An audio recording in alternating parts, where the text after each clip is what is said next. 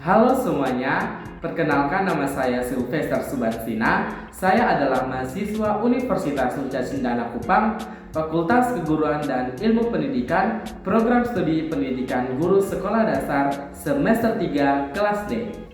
Dalam video kali ini, saya akan menjelaskan mengenai transformasi guru sekolah dasar sebagai penggerak kemajuan pendidikan dasar di era revolusi industri 4.0 dan pembelajaran diferensiasi.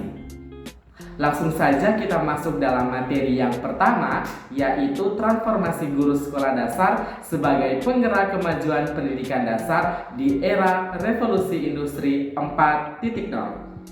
Berkaitan dengan judul di atas, teman-teman, perkembangan revolusi industri itu terjadi sebanyak 4 kali. Yang pertama adalah revolusi industri 1.0.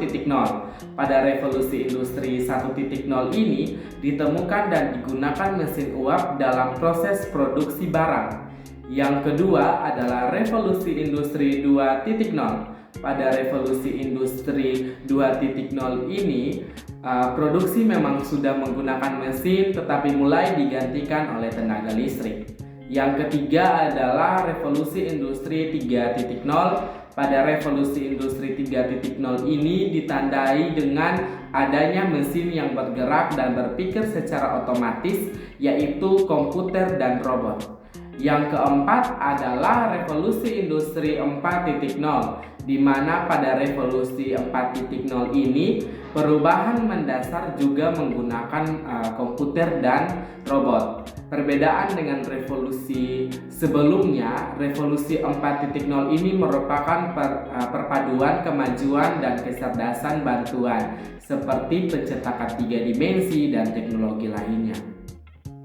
Nah, teman-teman, berkaitan dengan guru adalah perencanaan dan pelaksanaan dan pengembangan kurikulum bagi kelasnya.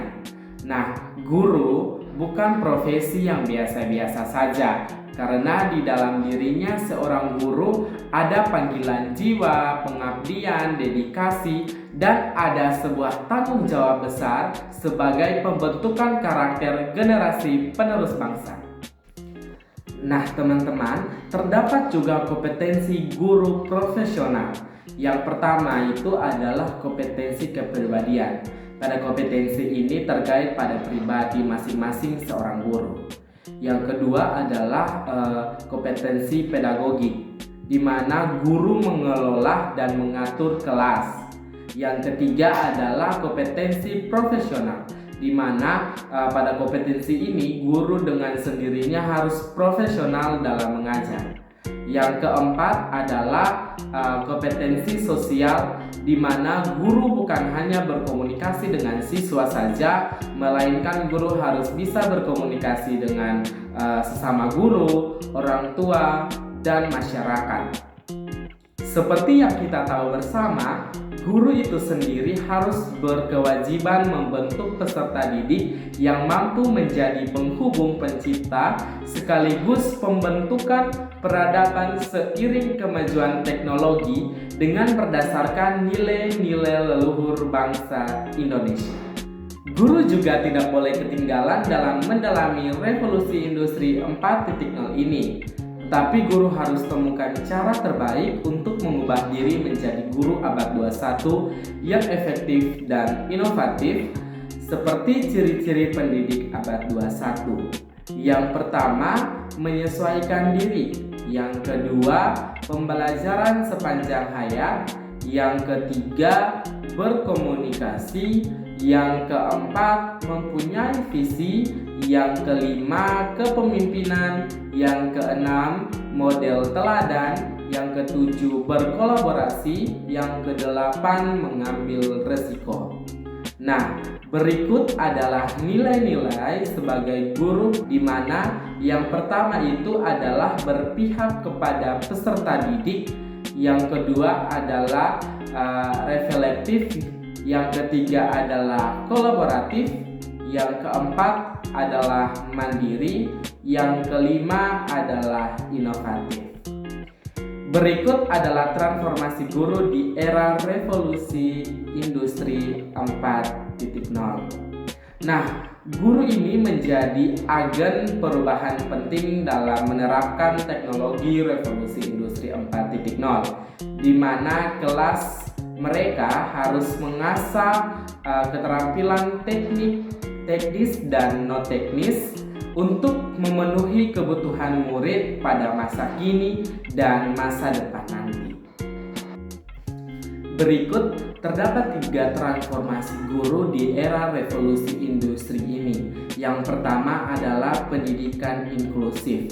Guru harus meningkatkan kemampuan belajar siswa dengan memberikan bantuan personal dan teknologi. Yang kedua adalah pendidikan STEM, di mana guru mengajar keterampilan dan ilmu terkait sains, teknologi, teknik, dan matematika. Yang ketiga adalah pendidikan kolaboratif, di mana guru mengajar siswa untuk kolaboratif berkomunikasi dan berpikir kritis.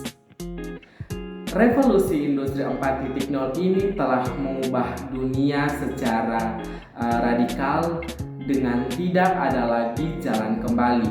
Di era ini, guru perlu mempersiapkan diri mereka dan memberi kesempatan untuk belajar dan berkembang. Guru yang profesional, kreatif, efektif, dan inovatif menjadi faktor kunci dalam kesuksesan peserta didik di era revolusi industri 4.0 sekarang ini. Kita masuk dalam materi yang kedua, yaitu pembelajaran berdiferensiasi. Nah, pembelajaran berdiferensiasi adalah teknik instruksional atau pembelajaran di mana guru menggunakan berbagai metode pengajaran untuk memenuhi kebutuhan individu setiap siswa dengan kebutuhan mereka. Pembelajaran berdiferensiasi ini adalah serangkaian keputusan masuk akal yang dibuat guru yang berorientasi pada kebutuhan murid. Kebutuhan-kebutuhan tersebut adalah yang pertama, kurikulum memiliki tujuan pembelajaran yang disertai secara jelas. Yang kedua, bagaimana guru menanggapi atau merespon kebutuhan belajar muridnya. Yang ketiga, bagaimana guru menciptakan lingkungan belajar yang memudahkan murid untuk belajar dan bekerja keras untuk mencapai tujuan belajar yang tinggi. Yang keempat, manajemen kelas yang efektif. Nah, pembelajaran berdiferensiasi haruslah berakar pada pemahaman kebutuhan belajar murid dan bagaimana guru merespon kebutuhan belajar murid tersebut. Nah, pembelajaran berdiferensiasi memiliki beberapa prinsip inti yang harus dipertimbangkan dalam melaksanakannya. Yang pertama adalah menggunakan guru mengkomunikasi dengan siswa materi apa yang penting untuk pembelajaran, untuk menghubungkan kurikulum dengan pembelajaran dan penilaian. Yang berikut adalah guru merespon perubahan siswa. Yang berikut, semua siswa harus berpartisipasi dalam tugas. Guru dan siswa berkolaborasi dalam perubahan pembelajaran. Guru fleksibel menerapkan diskusi kelompok dan kelas besar. Pendekatan pembelajaran berdiferensiasi produktif bukan reaktif. Yang ketujuh adalah ruang, waktu, dan materi diimplementasikan sesuai dengan kebutuhan siswa yang berbeda. Yang berikut adalah komponen pembelajaran berdiferensiasi. Yang pertama adalah isi, yang kedua adalah lingkungan belajar, yang ketiga adalah proses, yang keempat adalah produk. Yang berikut adalah mengetahui kebutuhan belajar siswa. Jadi seorang guru harus bisa mengetahui kebutuhan belajar siswa. Yang pertama, kesiapan belajar siswa itu sendiri, dan yang berikut adalah minat murid itu sendiri. Sekian penjelasan materi saya. Semoga apa yang telah saya sampaikan dapat menambah pengetahuan bagi teman-teman yang menonton. Sampai jumpa di video selanjutnya.